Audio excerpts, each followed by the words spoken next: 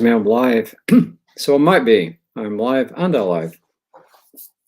Just spent an interesting 5 classes teaching world religions at Lone Star College for the Academy for Lifelong Learning. They're 5 2-hour classes.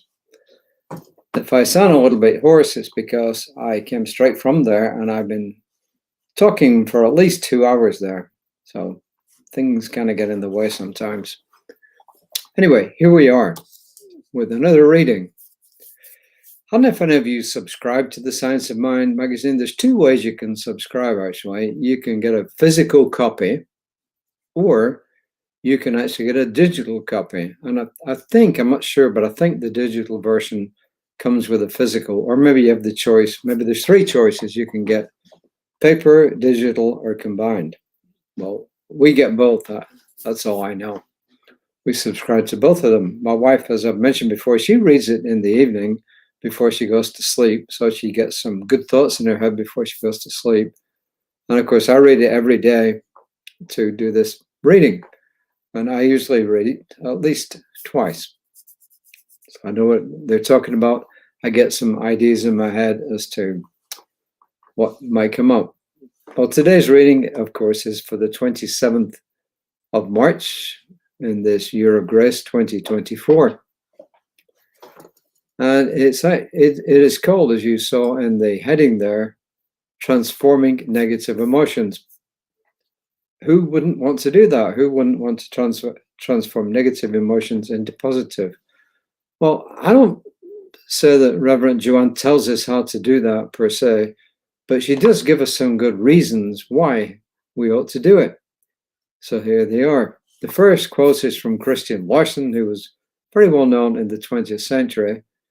And it's from The Pathway of Roses, The Pathway of Roses, and it's on page 11. Here's what he said. It's pretty long. It's 2 sentences, actually. Therefore, when we are in the midst of adversity, we should not rail against fate or antagonize those conditions that seem to work against us. We have within us the power of divine will, and this will can change everything for the good. And that's Christian Larson. And Ernest Holmes in Creative Living, that's a book, on page 82, paragraph 2 says something very similar. And this is probably more to the point, he says, since we may all learn to control our thinking and govern our emotions, it follows that anyone may surround themselves with an atmosphere of happiness, of peace, of enthusiasm, and of right action, thus drawing to their center those things that make life worthwhile. And the key points there, of course, anyone may learn how to control their thinking and their emotions, which is what a lot of our courses are all about.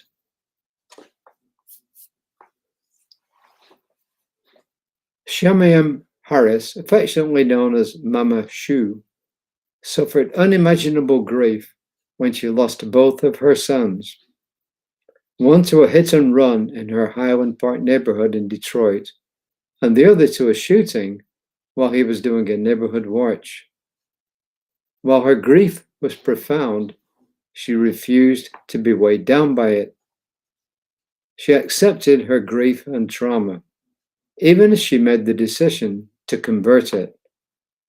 She told a CNN reporter, "I needed to change grief into glory, pain, and power. I just tried to transform it into something bearable and something beautiful." Could I have done that? I'm not sure. But when the time comes, we often, almost all of us, step up to the plate. Her path forward came in a vision of what her neighborhood could look like if her residents cleaned it up. A dilapidated house for sale called to her. She took all of her savings and borrowed additional funds to purchase it for $3,000. She made a plan for the neighborhood's revitalization, formed a nonprofit and recruited volunteers who have been working to create Avalon Village, a self-sustaining eco-village with more plans in the works for the 45 lots of land she and her organization now own. Mama Shu provides an extraordinary example of how we can transform painful and negative emotions. Although resisting what we feel only strengthens those emotions, acknowledging and accepting them allows us the opportunity to change them into life-affirming emotions that propel us forward to be happier and more productive in our lives. Next time you feel a negative emotion, transform it to the good that you deserve. Okay. Great reason to transform negative emotions into positive ones. But like everything else in these areas, it's definitely easier said than done. And this provides yet another example as to why we should do our spiritual work. Because once again, we're building that foundation. We are building more than the foundation, but we're building a foundation that is rock solid and that will not blow us away when something happens. That's the first thing. But the second thing is, it also puts us in touch with the greater whole. How do we do this? You probably get tired of us preaching this. Whatever faith expression you have, doesn't really matter. Whether you're unity, you are religious science, you're Christian, you're Islam, Buddhist, Hindu, really doesn't matter. Because all these religions teach a very similar thing. And what they teach is the golden rule. And this came up in the class I was teaching today. You know, there's a common thread that runs through all religions, and Ernest Holmes, our founder, said that the golden rule was that thread. Do unto others as you would have them do unto you. Now, this has been misinterpreted, and people have tried to glorify themselves by talking about the platinum rule. But essentially, what it means is this. It means that we treat others in the way that they would like to be treated. That's what it really says. But it also means this as well. It means that we treat ourselves in the way that we would like to be treated. So if something happens to us, how do we want to treat ourselves? Do we want to wallow in misery, or do we do what Mama Shu did and look for ways in which we can express our appreciation for life and improve the lives of others? It's what she did. So when every day we do our spiritual work, when we read uplifting things like this, when we spend some time in prayer and meditation, and if you're really concentrating on what's being said now, this is a form of prayer. You're focused. You're actually applying attention to this. And when you apply attention to anything that's good, that's a form of prayer. In my book, that's a form of prayer. Why? Because you're connected, whether you realize it or not at the time, you're connecting with your inner self. When you connect with your inner self, you're connecting with that which made all of us. You're connecting with the all, with the source of all being, with the divine, which is always kind of cool. So that's really the message behind all this. It is to be aware of the fact that we can change negative stuff into positive, and that when we do our spiritual work, it becomes more attainable. But as I mentioned yesterday and many other days, when things get too much for you and you don't have that strength within you to actually go out and do that, then that's when you reach out for help. See, although it says here that Mama Shu